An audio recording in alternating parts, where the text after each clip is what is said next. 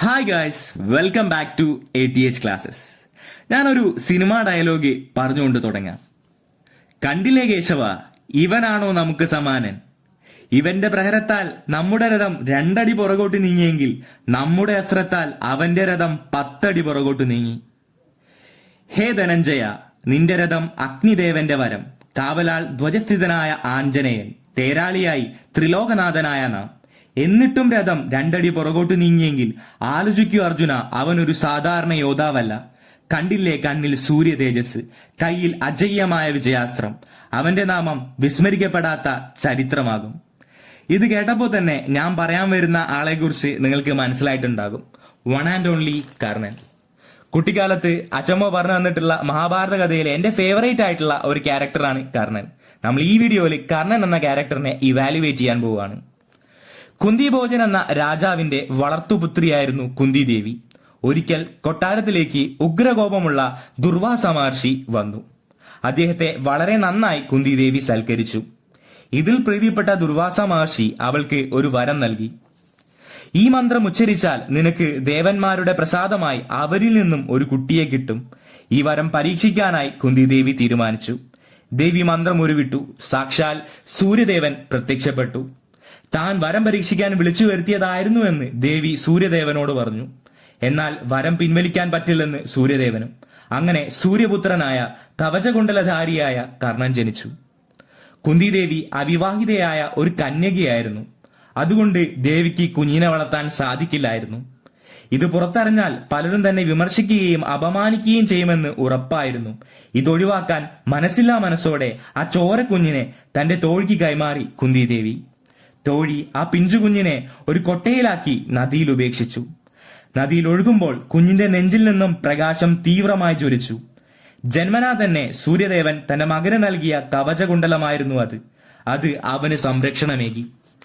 അങ്ങനെ ഈ കുഞ്ഞിനെ പുത്രഭാഗ്യം ലഭിക്കാത്ത രാജാവിന്റെ തേരാളിയായ അധിരഥനും അദ്ദേഹത്തിന്റെ ഭാര്യയായ രാധയും എടുത്തു വളർത്തി.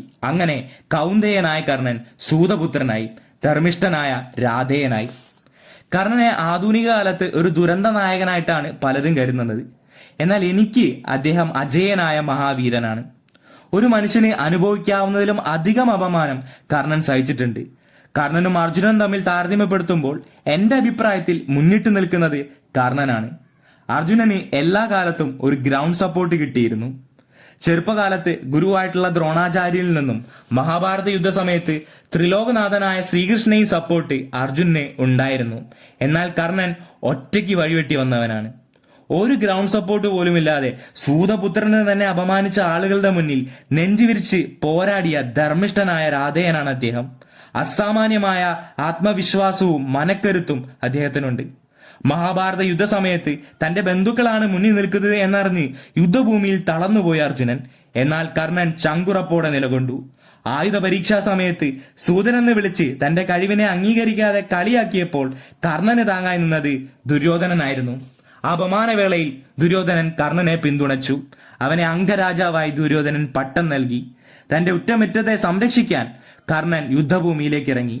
ഇവിടെ കർണന്റെ മിത്രത്തോടുള്ള സ്നേഹം തെളിയിക്കപ്പെടുന്നു.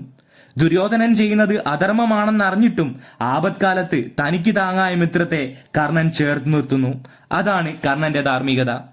PK ബാലകൃഷ്ണന്റെ ഇനി ഞാൻ ഉറങ്ങട്ടെ എന്ന് പറഞ്ഞിട്ടുള്ള നോവലിൽ മഹാഭാരത യുദ്ധത്തിന്റെ തലേ ദിവസം ശ്രീകൃഷ്ണൻ കർണൻ യഥാർത്ഥമായി കുന്തിയുടെ പുത്രനാണെന്ന് വെളിപ്പെടുത്തുന്ന ഒരു ഭാഗമുണ്ട്. രോമാഞ്ചം എന്തെന്നറിയാൻ ആ ഭാഗം എടുത്തു വായിക്കണം. കൃഷ്ണൻ പറഞ്ഞു, നീ രാധേയനല്ല, കൗന്ദേയനാണ്, പാണ്ഡവരുടെ ജ്യേഷ്ഠ സഹോദരനാണ്.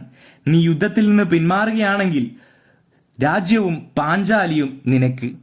അപ്പോ കർണൻ പറയുന്ന ഒരു ഡയലോഗ് ഉണ്ട്. കർണൻ എന്ന ക്യാരക്ടറിന്റെ ഓറ നമുക്ക് ഇവിടെ വരച്ചു കാട്ടാണ്.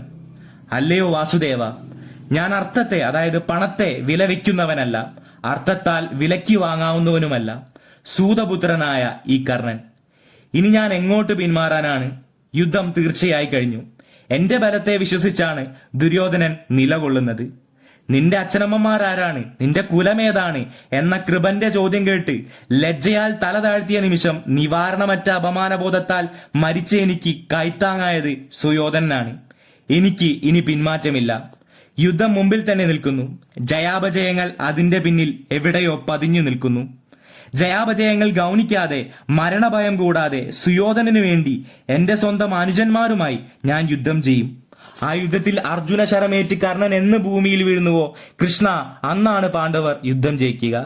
കർണന്റെ പേഴ്സണാലിറ്റി ഇതിൽ നിന്ന് വ്യക്തമായി കാണാം. തന്റെ ശക്തിയായ കവചകുണ്ടലങ്ങൾ വരെ ദാനമായി നൽകിയ മഹാനാണ് അദ്ദേഹം. എന്നാൽ കർണനും ചെറിയ നെഗറ്റീവ് ഷെയ്ഡുകളുണ്ട്. ദ്രൗപദിയെ വേശ്യ എന്ന് വിളിച്ച് കർണൻ അപമാനിച്ചിരുന്നു. പാഞ്ചാലി വസ്ത്രാക്ഷേപ സമയത്തും അഭിമന്യുവിന്റെ മരണസമയത്തും കർണൻ മൗനിയായി നിലകൊണ്ടിട്ടുണ്ട്.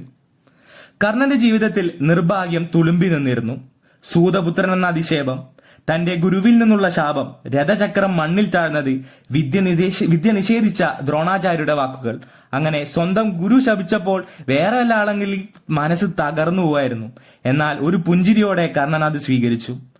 കർണന്റെ ആയുധം വിജയധനുസായിരുന്നു, പരശുരാമിൽ നിന്ന് ലഭിച്ച ധന്യമായ ആയുധം.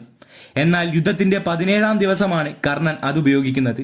അതുവരെ സാധാ വില്ലുപയോഗിച്ചാണ് അദ്ദേഹം തന്റെ കഴിവ് വരച്ചു കാട്ടിയത്.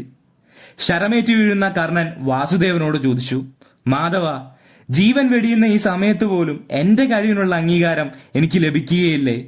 അപ്പോൾ കൃഷ്ണൻ പറയുന്ന മറുപടി, അതാണ് ആ മഹാവീരനുള്ള അംഗീകാരം. കർണ, നിന്റെ കവചകുണ്ടലങ്ങൾ ചതിയിലൂടെ അപഹരിച്ചു. നിന്റെ തേരിന്റെ ചക്രം മണ്ണിൽ താഴ്ത്തി. നിന്നെ യുദ്ധഭൂമിയിൽ നിരായുധനാക്കി. നീ പഠിച്ച വിദ്യകളെല്ലാം മറന്ന നിലയിൽ നിനക്ക് ലഭിച്ച എല്ലാ ശാപങ്ങളും നിന്നെ കീഴടക്കിയ സമയത്താണ് ഒരു ഭീരുവിനെ പോലെ നിന്നെ വീഴ്ത്തിയത്. ഇതിനേക്കാൾ വലിയ അംഗീകാരമുണ്ടോ കർണ? ഇതാണ് മഹാഭാരതത്തിലെ മഹാനായ കർണന്റെ കഥ.